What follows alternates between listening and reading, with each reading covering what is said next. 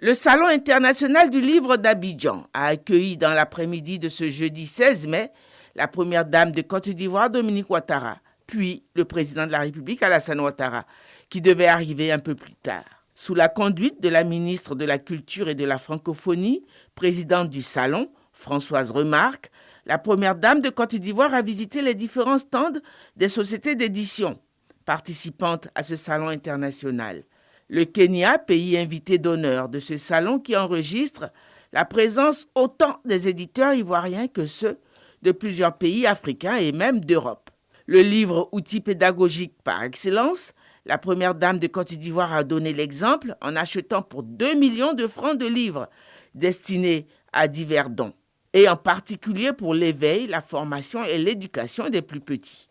Arrivé un peu plus tard, le président de la République, Alassane Ouattara, a visité à son tour l'exposition avant de prendre part avec son épouse à la cérémonie hommage à un géant de la presse, Béchir Ben Yamed, fondateur depuis 1961 du premier journal panafricain indépendant, Jeune Afrique.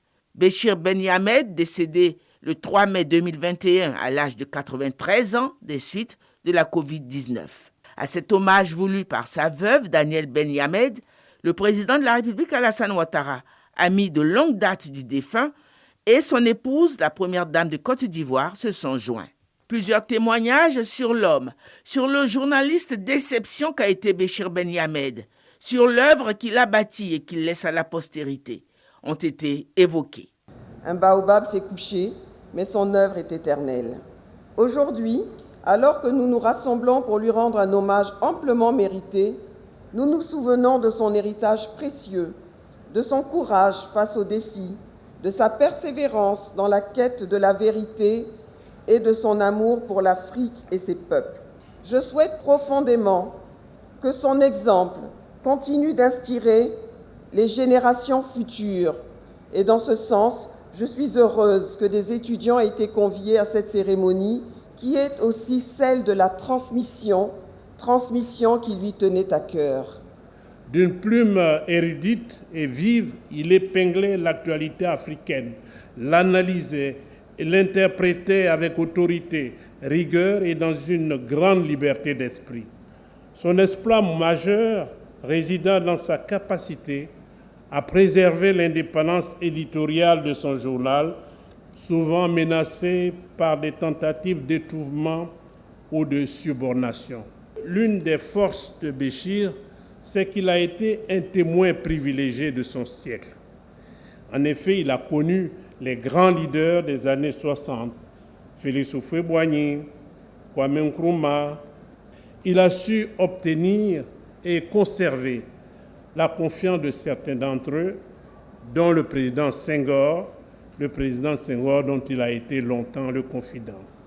Mais le président Alassane Ouattara est incontestablement celui avec lequel il a entretenu pendant 40 ans une longue amitié fraternelle dont eux seuls savaient tous les secrets, à l'exception bien sûr de leurs épouses, Mme Dominique Ouattara et Danielle Ben Yamed. Ils se sont connus quand le président Ouattara était conseiller spécial du gouverneur de la BCEAO à Dakar.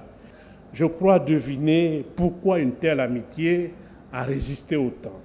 C'est tout simplement le respect qu'ils se vouaient l'un l'autre. Mais il y a d'autres raisons certainement.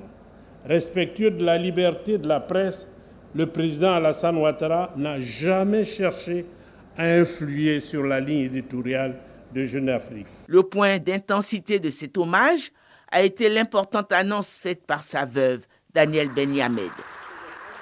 Aujourd'hui, je voudrais vous annoncer que nous posons la première pierre du prix Béchir Ben Yamed, que nous avons toujours voulu créer depuis sa mort, pour qu'il continue à vivre à travers d'autres journalistes qui seront récompensés par ce prix pour la qualité de leur...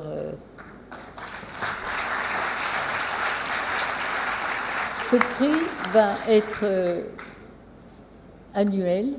Nous allons avoir un comité de jurés. Béchir Ben Yamed, toujours vivant, à travers ce prix qui vient l'immortaliser.